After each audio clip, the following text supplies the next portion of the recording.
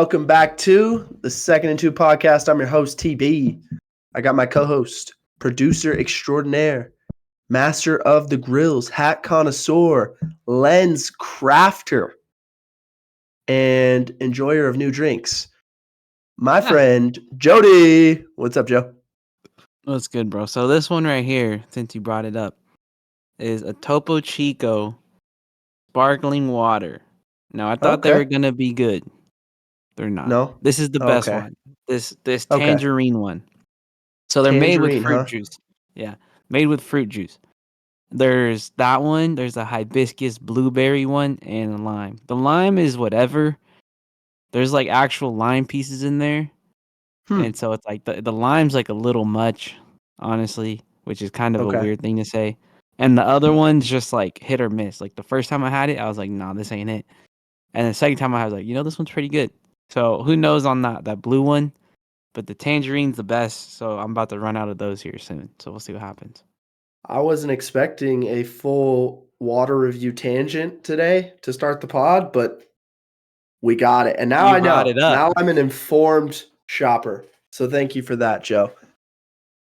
All right, so we're back here talking the draft again, week 2 of our draft coverage here. We talked edge rushers at the end of last week. Now at the beginning of this week, kind of a quick turnaround for us. We're talking tight ends in this year's class. And you and I were kind of talking before we got on just now. Overall, you go back to last year, we loved the tight ends last year. I mean, there were 6 guys that we really liked between Luke Musgrave and Tucker Kraft, who both ended up with the Packers. Laporta, who was with the Lions. Michael Mayer, who got drafted by the Raiders. Dalton, had kind of a whatever his tough last year name because Dalton Kincaid. Dalton Kincaid drafted by the Bills. And who are we forgetting? There's one more. You have to look at that for me. But I know we ended up reviewing 6 guys because we couldn't pick a top 5 because it was that close.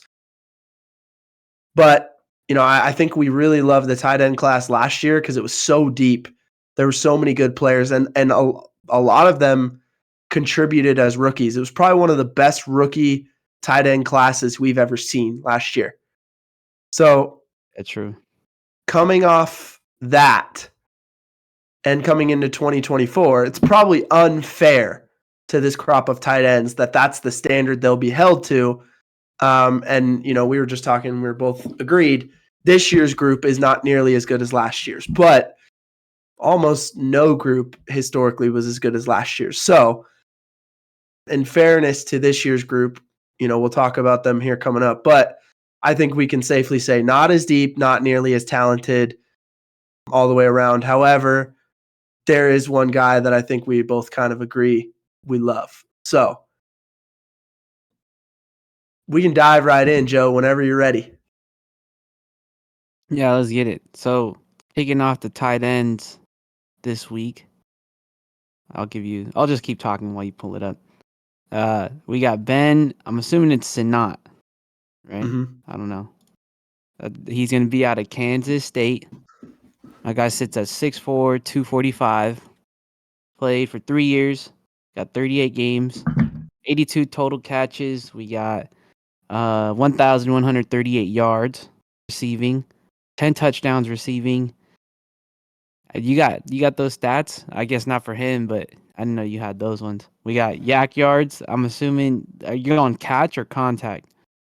Yards after catch, yeah. Okay, catch, drops, and what's the TPTS? I'd probably ask you. Yeah. That last so time. We when we're looking at the tight ends, this is a 33rd team thing. So if you want advanced stats, especially on draft prospects, I know some people like to go to Pro Football Focus, and sometimes they're good, but 33rd team is one of my favorites to look at some of the advanced stats for these guys, for these prospects. Unfortunately for Benson out of Kansas State, they don't have him in their on their draft board right now, so he's not actually in there. So I couldn't get the yak, the drops, or the block points added. Essentially, and I know we went through this one last year, but because it's we're coming back again around this year. I'll explain because we are going to throw this metric out there with every guy to follow. The TPTS block is essentially a metric that measures how many points were added based on their blocking, essentially, to their team. So it's really a measure of what kind of, a way to compare blocking across all these guys, because you really don't have blocking stats.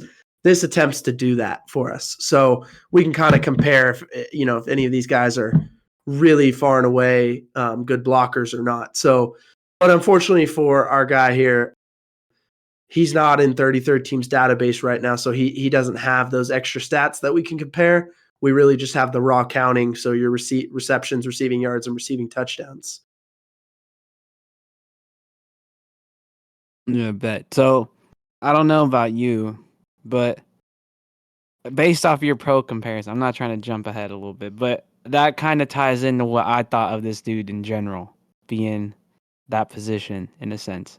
I have that written down in my notes. I was sitting here like 34. This guy wears 34. I was like, is he a fullback? What's going on here?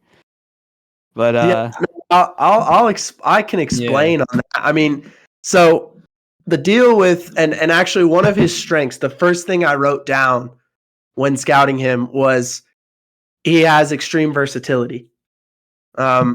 He can line up as a fullback, which most people would categorize him as a fullback. The funny part is if you go to 33rd team's draft board, they don't have a fullback chart, right? They just have tight ends and running backs, and he didn't exist in either one. So I wonder if they're categorizing him as a fullback and he's not even in their database because of it. Some people would categorize him as a tight end. Some people would call him an H, but he did it all. I mean, he lined up at fullback. He lined up off the hip. He lined up as an inline tight end. He lined up out wide as a receiver. He lined up in the slot. He works well as a blocker at the point of attack, just as well as he does catching the ball as a receiver. So if we go through the tape right here, and I'll take you through it right now. We'll just go through some clips. So here he is lined up out wide, bottom of the screen, right, as a receiver. He just runs a hitch route, just like a receiver would. Catch, turn, get up the field, first down. Like he can do that for you. Okay, next. Now he's lined up as the second tight end off the hip. Play action, seam ball. Hit him, big play. Oop, skirt. Keep going. He can do that for you. Okay, let's see what else he can do. Oh, now he's in the backfield again as like the true H-back. He can fake a block, get over the middle of the field, big time play. Nice. Right, okay, now where's he at? Oh, now he's in the slot. He can run the little hitch route against zone coverage, find the hole, do the dirty work after the catch to get the first down. So, like, he does a lot of things. I didn't even show him in this cut up as a true F, which you'll see later in the clips here when I highlight some of the things he can do as a blocker. But he's super versatile. He plays all over the field, which is great. In the modern NFL, you love seeing a guy who can do all those things. The second big thing that stands out with him is he's really strong at the catch point and he's tough after the catch. So here he is, again, lined up in another spot, in the backfield next to the quarterback, 3-back set, little full house backfield, right? Play action, seam ball. Ooh. And he hurdles a guy after the catch. Let's go. And he won't be taken to the ground because he's so freaking tough. Love that.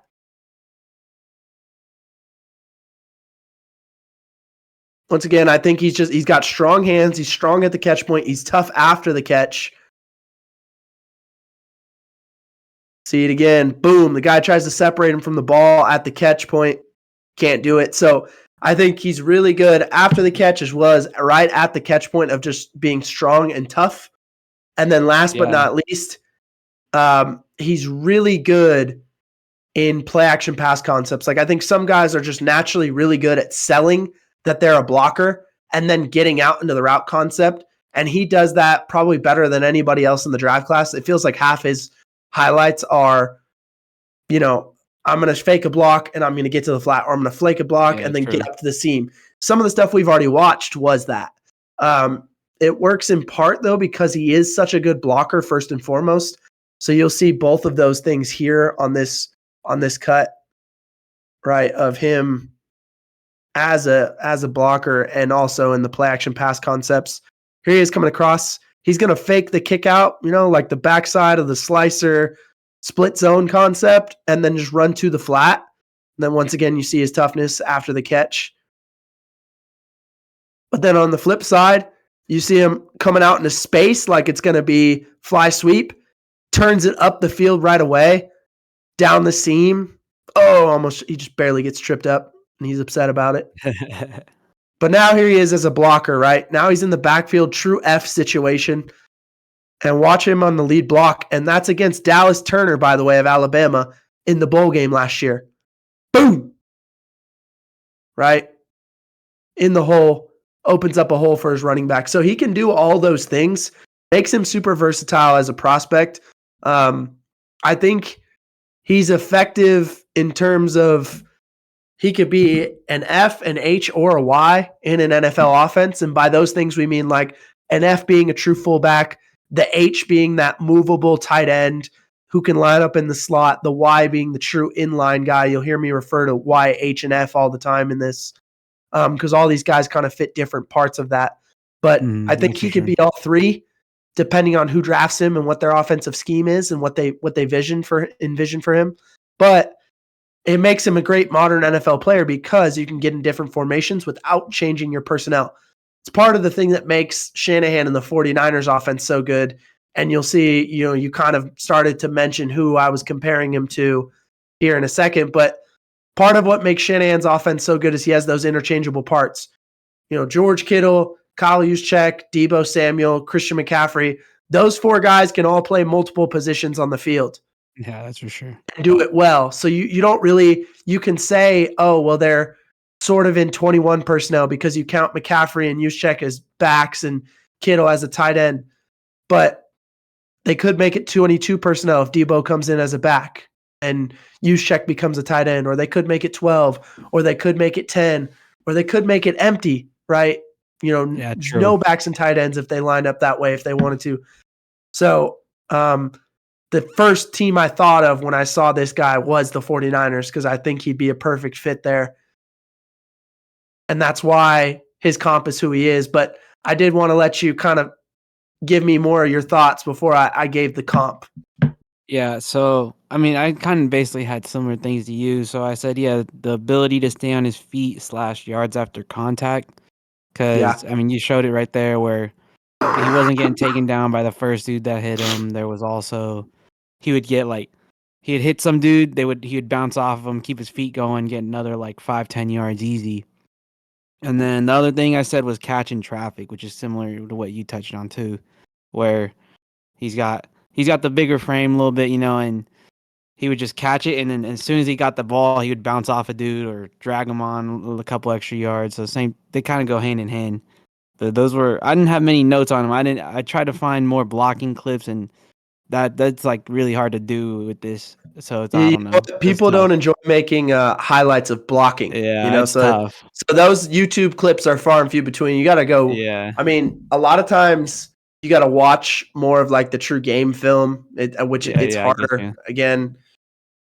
And you want to get the angles, generally you like that behind the tight copy of it, so you can really see everything was from the broadcast, and it's I see him right there. He's out the screen. Okay, now he's got the ball.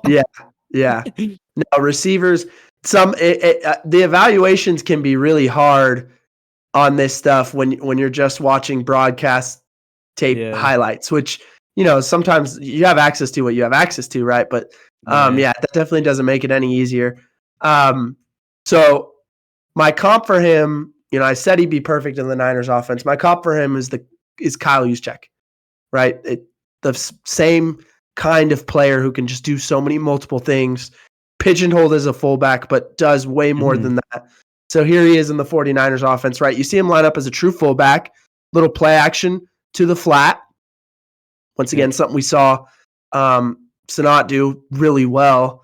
And that's something Kyle Juszczyk does really well as well. Slip in the block, get into the flat, getting out away from the defense. Especially when you are a really good blocker, it's something that's believable. Here's another one. You can barely see him in the screen right now, but he's actually in the slot up here against Seattle a couple years ago and running a fade route and just smoking a linebacker. And that's where, again, the personnel matters so much because, the Seahawks in that situation are thinking, okay, it's 21 personnel, but they line up in an 11 personnel set with that guy in the spot. Well, now their matchup on Juszczyk as a linebacker, you saw that's a mismatch.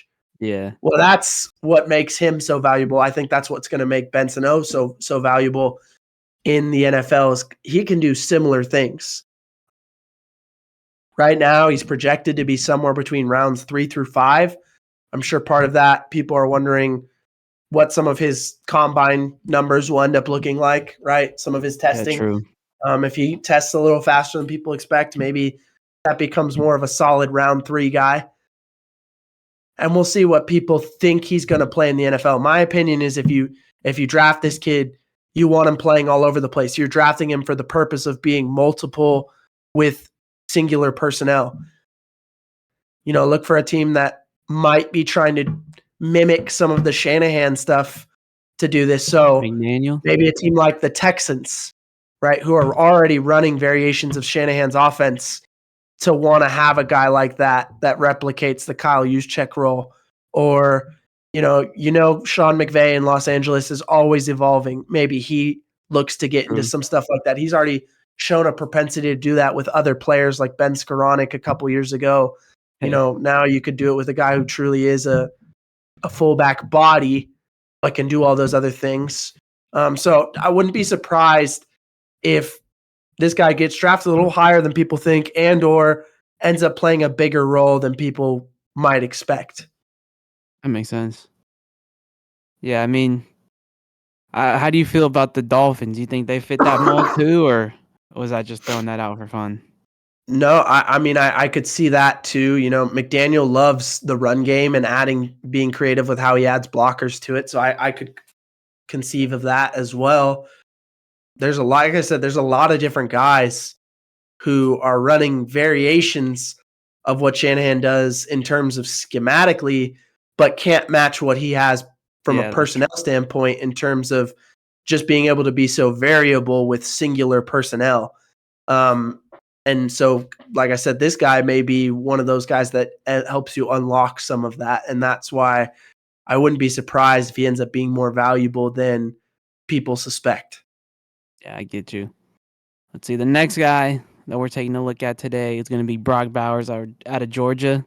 He's 6'4", 240. He played for 3 years, got 40 games there. A lot more receptions, for this guy. He's got 175. He's got 2,500 yards and some change. We got 27 total touchdowns. He's got 1,600 yards after catch. Only 8 drops, which is wild. And I don't know the letters stand for, but his blocking thing was 38. Yeah, I'm just gonna start and not, make people wait on this one or what. Brock Bowers is the best tight end in this class. He's the best tight end in last year's class. And I loved last year's class. I was a huge proponent. I thought all those guys were going to be good, and pretty much for the most part they were. We saw Sam Laporta have one of the best rookie tight end seasons we've seen. And he just ended up in such a perfect spot for himself. If Brock Bowers ends up in a spot like that in this year's draft, he'll do similar stuff. I feel pretty confident in saying that. I mean, his numbers are outrageous. Number one, 2,500 receiving yards and 1,600 yards after catch for a tight end is like ungodly. I mean, he's got 27 touchdowns in 3 seasons. Again, for a college tight end, that's insane. And then he adds added value in the block. He's not like just a schmuck as a blocker. Like, he's a good blocker. He'll throw his body in there. So he's, we said last year's class was incredible just because it was so deep at the top. There's 6 guys that you could all say were going to be NFL starting tight ends. Well, Brock Bowers, this year's class isn't nearly as good as last year's, but Brock Bowers is still probably the best guy out of all of them. You look at him, his first thing that stands out is his route running. He's got great understanding of how to create space versus man coverage as well as where to sit versus zone. And this is a thing that just like there seem to be at every position specific things that young guys always struggle with. Last week we talked about with pass rushers, it was how to use your hands.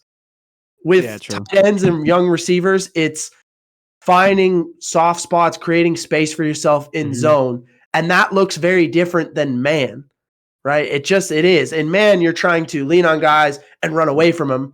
And zone, you're trying to you got to be smart enough to understand what the coverage is and where are the holes, where are the soft spots, and run yourself into those areas and stop or, slow play yourself into that hole that's gonna open, right? It may not be open right now, but by the time the quarterback's going to get to you in his read, it's open at that moment, right? And just all of that understanding, he's good enough that he does both of those things really well, which is so rare to find in a young player at this position. And that makes it tough to game plan for him because he pairs his athleticism with a great understanding of football, right? Yeah, that's for sure. So you look at him here, and this is in the game this year against Auburn. They're playing a zone coverage, but he just finds the soft spot behind the backers in front of the safety. Then does his thing after the catch. Once again, you get zone coverage here over the backers, under the safety, in the middle of the field. He loves to live there. But then, he can also do this against man coverage and just run away from you. He understands how to create space for himself, when to use his athleticism to run away from guys, when to use his instincts and his smarts to put himself in the right spot versus the zone. The next thing is obviously the yak. Like I could give you the numbers. 1,600 yards after the catch, more than half his receiving yards are after the catch, right? He probably caught more screen passes for a tight end than I've ever seen on film. But it's because he's so elite after the catch. They're just trying to get him touches. I mean, shoot, they gave him handoffs sometimes, Yeah, I've seen that too. And it's just because he's elusive, he's explosive, he's tough, powerful through contact. He's pretty much a nightmare for defenders to tackle is the easiest way to describe it.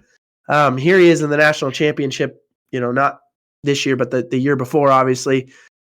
Running to the flat, catch at the line of scrimmage, just behind the line of scrimmage, but he's going to take this and turn it into a 20-yard play because he's just so good after the catch. He's so good through contact. Once again, another catch behind the line of scrimmage. Yeah. He's going to turn it into a touchdown, right? So he's very good at taking the 1 yard, 0 yard, -1 yard throw and making it a big play because of his ability after the catch. It stands out big time. And then last but not least, his body control is impressive. He has really good balance at the high point of catches, as well as, after the catch. We talked about why he's so good after the catch. Well, he also has great balance and body control as he's moving in and out of traffic through tacklers and to go up and get the ball. You see it here against Florida. He gets a one-on-one situation, and on the bottom of the screen there, 4th and 7. And you know where they're going, right? And he's going to go up and over. He's going to go back shoulder. He's going to be able to go get that. Once again, it goes right through the defender. Defender's trying to rake it from him. Doesn't matter. He's going to hold on to that. Here you go in the national championship. Once again, you're going to go up and over a defender to get a fade ball, seam fade ball. Going to go get that. I mean, there's plenty of those kinds of clips on film as well where he'll go up and get the ball too.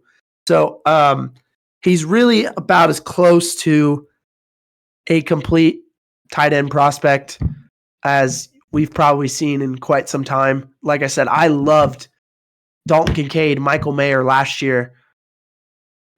And I think I like Brock Bowers just like that much more because his what he's done in 3 years at Georgia, I don't think we've seen. So just from a tight end to be able to dominate a game like that in the college game is so impressive. And it was so good that they did so many different things with him. But go ahead, Joe. I've talked about this guy for, probably too long.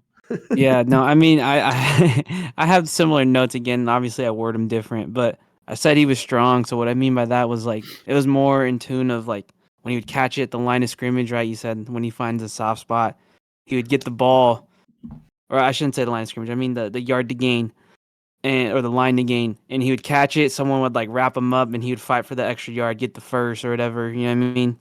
And then focus kind of ties into your last point where he would find the ball.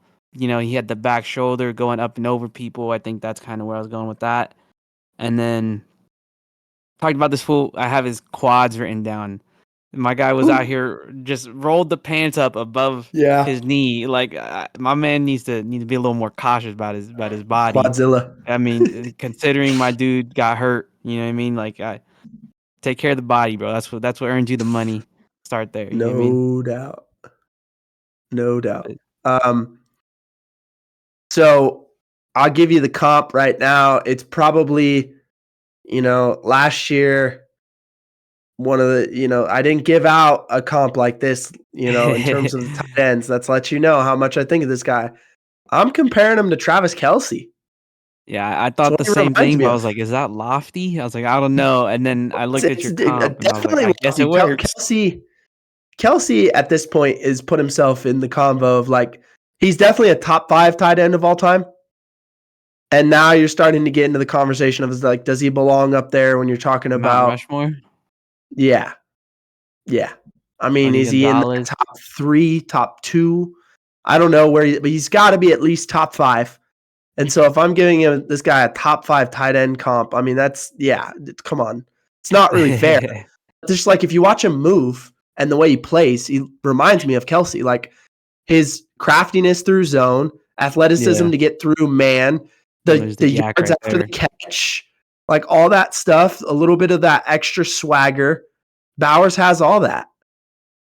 You know what I'm saying? I mean, the only thing you could say, Kelce's a little bit bigger, but I think Bowers makes up for that with just a teensy bit more athleticism.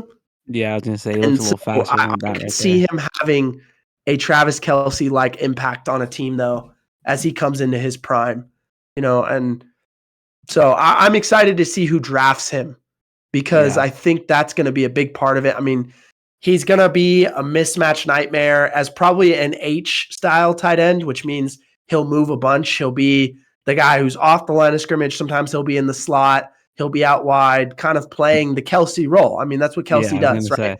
We rarely see Kelce like truly inline tight end a whole lot. He does it sometimes, but he's like more in the slot, more as an H. He does all that stuff. It's going to allow him to move around the formations in the backfield, split out, all that good stuff. I am really excited to see who drafts him because definitely, I just think he could be that kind of weapon. Who's that 5th pick? I don't even. Is it Arizona? Maybe. I can't remember off the top of my head, but I've seen him mocked anywhere from picks 5 to 18. Does not seem like he's going to get out of the teens. It doesn't seem like he's going to be there in the 20s from everything you see right now.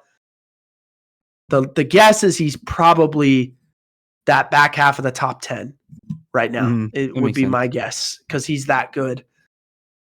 And I think he'll add that much value as a tight end weapon. So I'm excited to see, like I said, who takes him and what they do with him in their offense. But if he goes to the right team with the right play caller, we could see a really good career. Yeah, no doubt. The next guy I want to take a look at, someone you know very well probably. He's AJ Barner out of Michigan. He sits at 6'6", 251. Played for 3 years. He hit the portal because he played his first 2 years at Indiana. Let's see, he got 42 games in those 3 years, 63 catches, 613 yards, 5 touchdowns, 275 yards after catch. We got 2 drops, and his blocking numbers at 30. Yeah, AJ Barner, really productive player for Indiana in terms of, giving them a legitimate tight end threat for 3 years. And then that last year transferred over to Michigan, helped them win a national championship.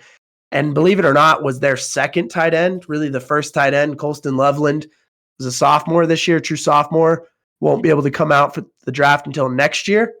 And he's even better than A.J. Barner, so for the people who like A.J. Barner, just wait for Colston Loveland a year from now. But you look at him, the first thing that stands out, he's 6'6", 251. Yeah. That's a huge target for quarterbacks, whether Definitely. He's catching a rough throw over the middle or he's going over a defender on the sideline.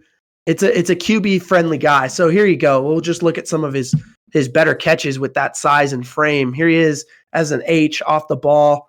You're going to get a little play action by Indiana, throwing it over the middle against Minnesota. He's going to go up and over the guy to go get it. Catches it on the defender's back. Yeah. Because he's 6'6". Can't say that enough.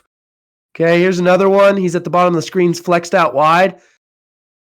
Slant, the corner just is going to lose that matchup from the jump.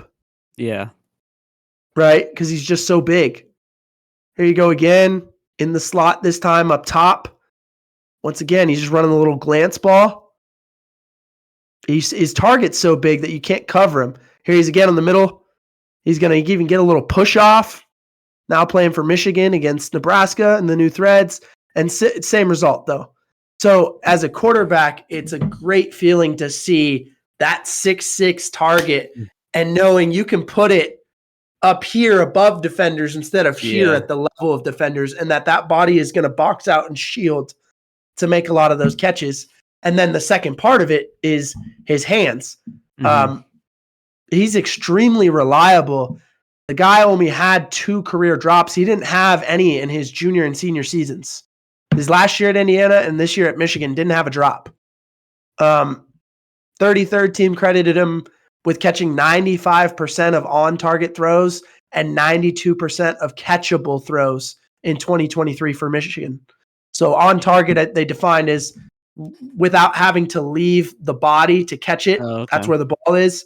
And catchable is within that catchable radius versus, uncatchable would be obviously way beyond your body. But so he caught over 90% of throws that were essentially on the money. He's going to catch them, and he's not going to drop them. The only way he's not catching it is if that defender finds a way to separate him from the ball, and that just doesn't happen, obviously, very often because of that frame. So he catches everything. You look at him here for Michigan against his old team, Indiana. They're going to get a little double move, stutter, go, throw it up and over. He's going to go get it on the back shoulder on the sideline. Big-time stuff. He loved that against his former team. Not watching quarterback tape, but McCarthy put this on the money. All right, here you go again. He torched Michigan State. Here he is in the slot down here. You see him. Little escape action in the scramble drill. He's going to go get it. He's getting killed at the catch, but it doesn't matter. He's going to catch it anyway because, once again, size, frame, strength of the hands, all that stuff's going to be good enough to get the job done, even though he's getting hit in the air while he's catching it. Here we go again. Bottom of the screen on the nub side. And he's going to get, decked again on the catch. It doesn't matter. He's going to catch it, and then he's going to get up and signal first down, right? That's what you want. That's what you want in a reliable tight end.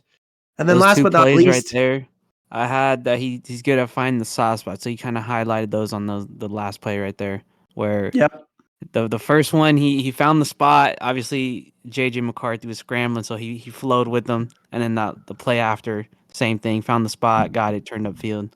But yeah, that was one of my notes. And then I had the size as well that you talked about in the beginning. I had that same exact thing. He's just bigger than everyone, stands out, Yes. And I mean, the last thing too, he's a good blocker. Like, he's a tough blocker, right? He does the dirty work. He has no problem. Here he is again. They love putting him on that nub side by himself and then running Blake Corum right behind him. He's blocking JT Tuimalu from Ohio State, one of their better edge players.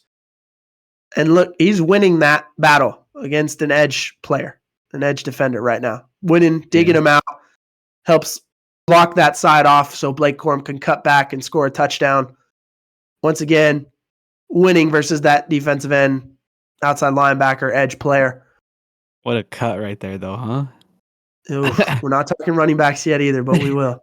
Don't you worry. All right, here he is. Once again, blocking for Blake Corum. He's going to go seal up on a backer, and that's an angry block. That's a mean block. He finishes putting him on the ground. Little bit of that like O-line nasty finishing streak that you love to see. I love it when a tight end has that little bit of extra like, hey, I can be an O-lineman on a play or two as well. Yeah. So he's kind of that old school true Y. You don't see many of these guys as much.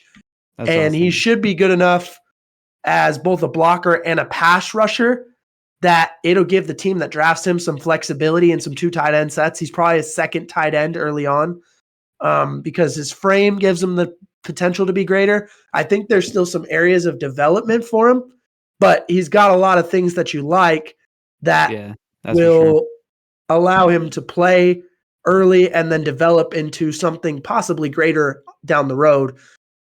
Right now, he's like a 5th to 6th round projection. I see him as akin to a guy the Rams took about I had the same 8 years ago. Tyler Higbee, right? Kind of that bigger, burlier prospect. Maybe not as athletic as some of these other guys, but does a really good job of catching the available balls that are thrown to him, doing something with the ball once he's got it in his hands, and also blocking. Doesn't mind being a blocker. So here you go, Tyler Higbee with the Rams. That big frame, right, on that crossing route that we talked about over the middle. That's kind of where I it made me think of Higbee just because he has that same kind of frame that you put it on him and he's going to catch it more often than not. Reliable dude, you know. And just, once again, Higbee not afraid to do the dirty work and get the first down after the catch as well. And that's a lot of what A.J. Barner will do for you. So is he as elite in terms of as a prospect with the ceiling that some of the guys we've seen come out last year? Probably not, but I think he's a solid player that will play early for a team that drafts him. Yeah, so looking ahead, our next dude we're taking a look at is going to be Jatavion Sanders out of Texas. He's 6'4", 243. I realized last one it was 4 years and not 3, so I botched that one. But he played 3 years, 30 games there. Got 99 receptions. Let's see, we got 1,295 yards with 7 touchdowns, 647 of those yards. So about half, basically, is going to be yards after catch. He had 5 drops, and his blocking number sits at 30. Yeah, so this is another really well-rounded prospect that I do like. The big thing that stands out about Jatavion Sanders is if you look through his tape and then you match it to the stats, which is generally how I like to do it, watch the tape first, then see the stats and see if they mirror, you know, if the two things match up. And in his case, they did. I remember writing just explosive playmaker, right? Yeah. Just watching through the tape. I get you. And he was a big time playmaker in the Texas offense each of the last 2 seasons. He recorded a catch of 20 plus yards in more than half of his games in that span. Dang. So that's what I talk about, seeing the tape, then going and checking the stats. And you're like, yep, that matches, that marries up. It's incredible how often he seemed to be just wide open 20 yards down the field. And credit to Steve Sarkisian, I think, because some of it is scheme, you know, and the way that they scheme up play designs, but some of it is also Jatavion Sanders' is just ability to not only get himself open, but do something with it after the catch. Here he is running down the middle of the field against Rice. You can see they're going to hit him right now on the pop pass, make one guy miss, and then he's got enough speed that he's going to score on that. Yeah, that's an that explosive was one of play. my notes was right there was speed, especially from that play. I mean, my dude was gone after he caught that. Yep. Now, because he's a bigger dude and he's a tight end, he may not have the short area quickness and acceleration to get to top end speed like a receiver might. But if you give him a long runway like that, he's going to go. Yeah, he's going to go. Here he is again. Against Baylor, boom, catch it.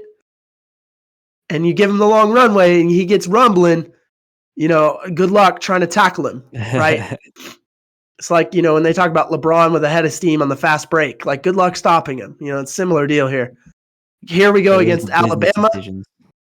Once again, wide open. I couldn't believe how many times I saw this, just wide open down the middle of the field. And now watch him be a playmaker with the ball in his hands afterwards.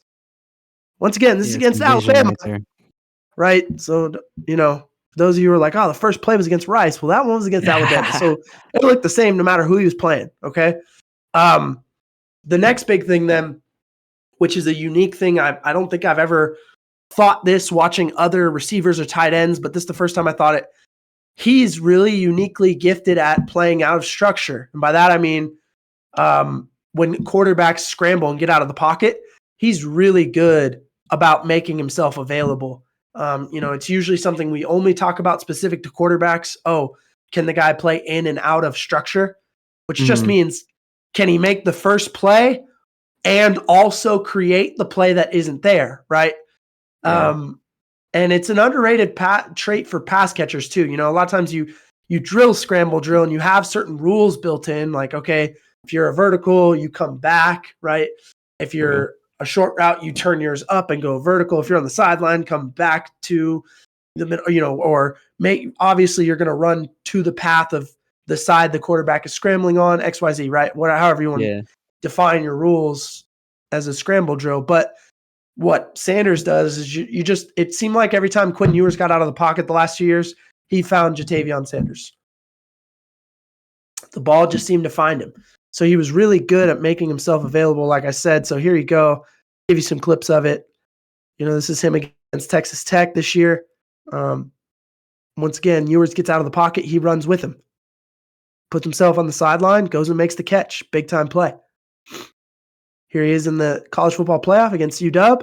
Once again, Ewers is scrambling. Go and make a play. Make yourself available. So he does that really extremely well. It's something that, if I was a team that had a quarterback that loves to play out of structure, heavily consider drafting this guy because he clearly understands how to do it and make himself available to that quarterback. And then last but not least, he has a large catch radius. Even though we just talked about A.J. Barner being 6'6", Ja'Tavion Sanders is smaller than him at 6'4". The guy feels like bigger than 6'4" is not small by any means, right? But it just feels like he plays like he's 6'8" when you watch him go make some of these catches. He's such a superb athlete that it makes it so his catch radius is basically quarterbacks can throw it anywhere in his vicinity and he can go get it. It makes him a mismatch for most linebackers and safeties who can't match that length and verticality, right? So once again, here he is. He's going to pick on West Virginia in the red zone, one-on-one against the corner who has no shot.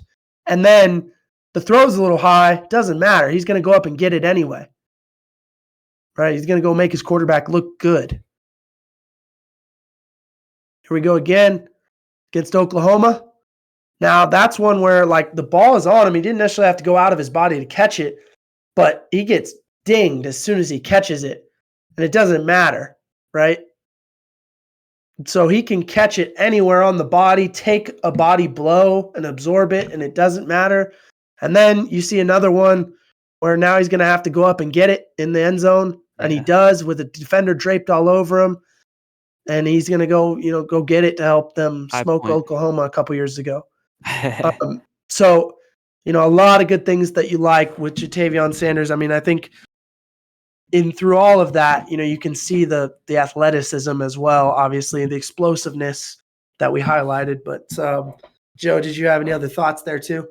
Yeah, I talked about his hand size. So basically, I guess it kind of ties in with the large cast radius, I'd say. It basically, I saw multiple one-handers that he had just in his highlight reel where it was just it was far ahead. He stuck his arm out, got it, nothing. Just it seemed like his hands were massive, and it was impressive. There's the one against Rice where he just sticks his hand out, catches it, doesn't know the safety's coming at him, right? You know what I'm talking about? When he shakes his hand after? Yeah, he shakes his hand off afterwards because it was he didn't even know, and he caught it one-handed, ran right into a safety, and got absolutely blown up But he made the catch, though. It doesn't bother him. Yes. My guy, yeah. No, yeah. I liked watching that from him. So when you look at who he is, I think he projects really similarly to Jonnu Smith. Plays for the Falcons right now, but has played for the Titans and the Patriots in his career. Earned a couple nice contracts at this point. But here you go. Here's a clip of him with the Titans, I think 3 years ago. He's playing that H position. He's going to kind of fake the block, get out on the route. Now, this just reminded me of Ja'Tavion Sanders because somehow he ends up wide open 20 yards down the field. But then also what he does after the catch, the explosion, right? And the ability to like run by a lot of guys and almost run through that last tackler to get to the end zone. But just the build, the explosiveness after the catch for a tight end, it's pretty impressive and it's stark. And that's why I think the Jonnu Smith comp was pretty good because very similar type guys in terms of athleticism for the tight end position. Give you a lot of things there. How would you feel about a Darren Waller comp? I can't speak on the blocking, but I think Waller is a little bit longer and Ja'Tavion Sanders is like thicker. Okay. You know, like Waller is sort of he's like a thinner, longer tight end that like sort of what's the word I'm looking for? Maybe not quite as explosive as an athlete as Sanders, but like he's longer and a little bit savvier. Okay. I think last year the guy who I compared to Waller was Dalton Kincaid out of Utah, who ended up getting drafted to Buffalo. But I mean, I don't hate the comp. I think I just kind of was giving you the reasons why maybe I didn't go that way. In terms of what Sanders can do for an offense, I think he's an every down tight end. Should start right away for the team that drafts him. He can work as an on-the-line Y. He's actually probably best in the slot as a receiving threat. Very much so akin to Jonnu Smith. Similar. That guy's most explosive when you're putting him in the slot or off the hip. So that's what you're getting with Ja'Tavion Sanders. He's right now projected in real late first round, might sneak in the first round.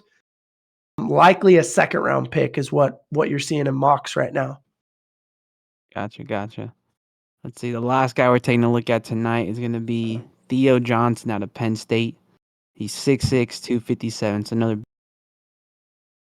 big dude. He played for 4 years. Got 42 games there. 76 catches with 937 yards. Let's see. He's got 12 touchdowns during that time with 422 yards after the catch. So a little less than half. He's got 6 drops, and his blocking is a little bit lower on this number at 25. Yeah, so Theo Johnson, you know, he's huge at 6'6", 257,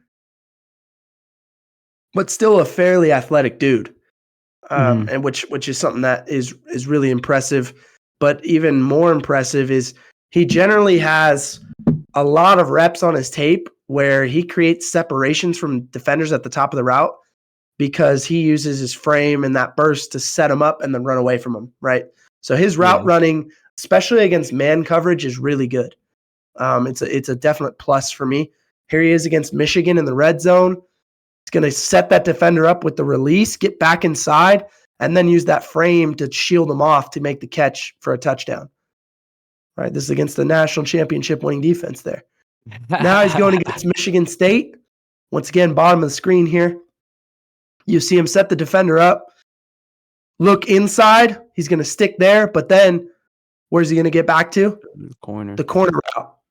Wide open, right? Into the red zone, inside the 10. Great play. Now, once again, from the nub side at the top, he's just going to run away from the defender, get himself open into the end zone. Big time play. So his route running was really impressive to me.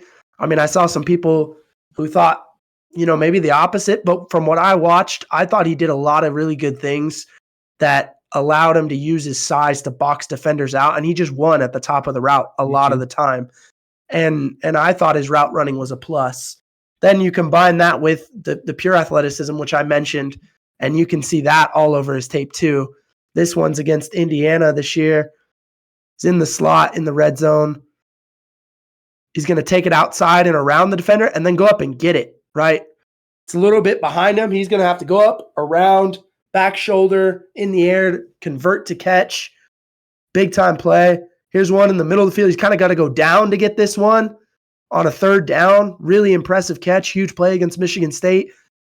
This is in the Rose Bowl a couple years ago against Utah, that crazy game. Now he's at the out wide at the point of the bunch. Going to run the seam ball, catch it with the defender in his face, and keep going. And then this one might be his most athletic play of all. Comes as the backside slicer out into the flat. Going to catch the flat ball and then run from the 20 and hurdle his way, basically front flip his way into the end zone. So a dude who's 6'6" that can do all that, that's impressive. That to me says, okay, your ceiling's pretty high because you can do all that at 6'6", 257. Not a lot of guys can do that. You can't really coach that stuff.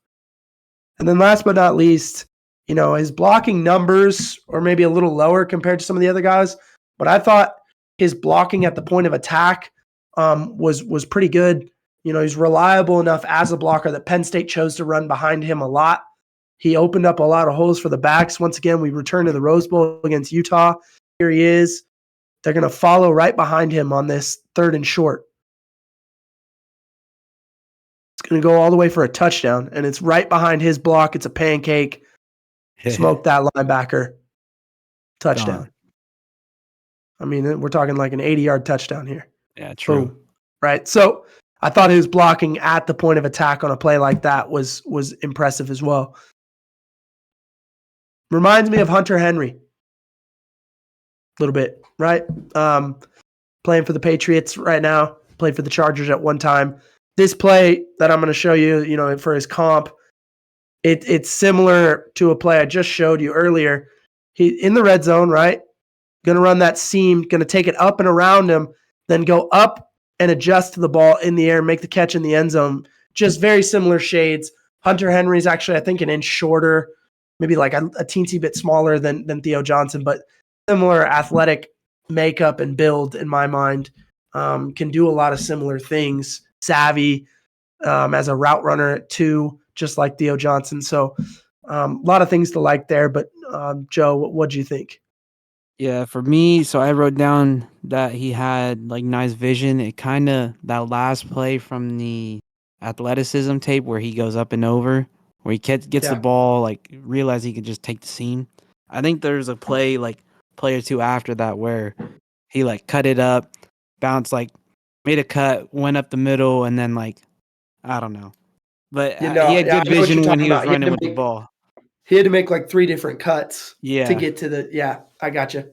And then I also I wrote down he was the smartest of the tight ends. I think with that I meant in terms of like getting out of bounds, I think we saw a lot of these dudes fighting to get extra yards up the field. Like they could have easily just ran out of bounds, take their first down, but instead they're fighting back, trying to get extra yards and then getting tackled like for an extra like 3 yards, you know what I mean? So I think he was more consistent in like just making the smart play of just I'm gonna get out of bounds, keep the ball rolling, No, I think he's if you look at right now, he's projected to be like a 5th or 6th round guy.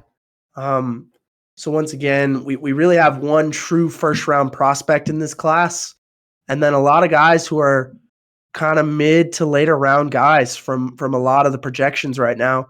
And while I know he's raw overall, I think he still has a lot of skills that make him very intriguing because he is well-rounded. He's athletic, shows some route running savvy.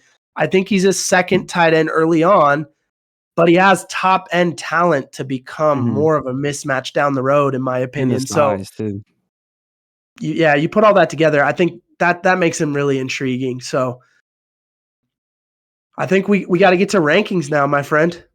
Yeah, I'll go ahead and take it this time since I kind of had to make you go first last time. So for me, obviously Brock Bowers at the top. I mean, my dude, he had more than half his yards just easily after catch. My dude he had, I think, almost double the catches of one of the dudes we looked at. So I mean, all around just playmaker at the tight end position. The next dude I liked was AJ Barner. I think He has a lot of potential, and also like his size, and I think the fact that he was like more of a blocking dude too, in a way, kind of why I have him here. When I typed in blocking highlights, he actually had some, which was nice to see. Following that though, I got Jatavion Sanders. I like I said, I talked about his speed and where's my notes and his hand size. I think he could definitely produce for someone like in terms of being more of like a receiving tight end as opposed to blocking, which is why I got him behind AJ Barner. And then Theo Johnson, I think I probably got him here over Ben Sinnott because, like I said, I wrote down he was the smartest of the tight ends, making the right business decision of just getting out of bounds instead of taking the extra blow for a couple extra yards. And then Ben Sinnott, I got him at the lowest just because, like I said, I think he's probably more of a fullback role as opposed to the tight end. And but other than that, I mean, he had good tangibles, just not in the way I would like to view it for a tight end specifically. Dang, dude. So you're saying fullbacks aren't people? That's what you're saying? I'm saying they're valued I'll different. let the fullback community know. Jody is a fullback hater. Hey, I mean, I kind of had that rule at one point in time. I'm not a hater. It's just, it's not necessarily the guy you expect to get the ball out in space. Yeah. No. All right, dude. All right. So when I looked at it, to me, and I kind of let you know this, we were talking about this earlier, but like Brock Bowers is one far and away. He's the best tight end prospect in the draft. He's probably one of my favorite players in the draft. And we haven't watched everyone yet. We haven't gotten all the way down our list and every position group and all that stuff. But I feel pretty comfortable in saying the dude is going to kill it. He's going to be so good. And I'm so excited to see who drafts him. Yeah. Then there's a little bit of a drop off, right? And my second favorite guy is Jatavion Sanders. His athleticism is really the deal there. What he can do with that 6'4", and it's not just 6'4" and skinny. He's 6'4" and he's probably the best looking dude of this group. I feel that. And then there's a big drop off, and you get to at that third spot. I really like Ben Sinnott because of the versatility. Yes, maybe he's a fullback. Yeah. But the guy can do so much more. I ask the 49ers how much their offense changed when they signed Kyle Juszczyk. Yeah. And how much better they got. And tell me that there aren't probably 20 teams in the league that could use a Ben Sinnott and change their offense. I'm excited to see who drafts him and what they do with him. And I just hope that they utilize him in the way that all the different things he can do, that skill set.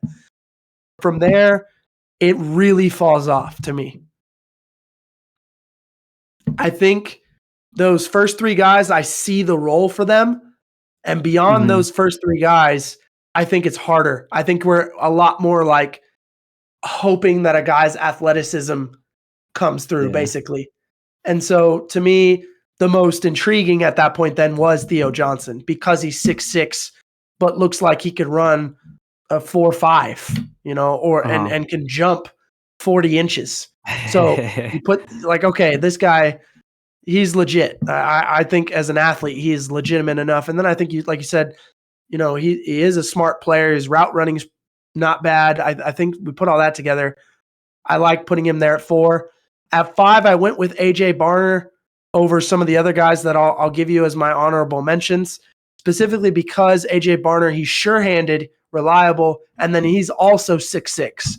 Probably not as athletic as Theo Johnson, but he is that big frame. So I think it gives him a big chance to succeed. And then some other guys that I liked Jared Wiley at TCU. Cade Stover at Ohio State was a very reliable player as well. Austin Stogner at Oklahoma, he had an injury that kind of set him back. And then Dallin Holker from Colorado State, who more people are starting to talk about. He's an intriguing one too. I think all those guys are right in line with AJ Barner and Theo Johnson.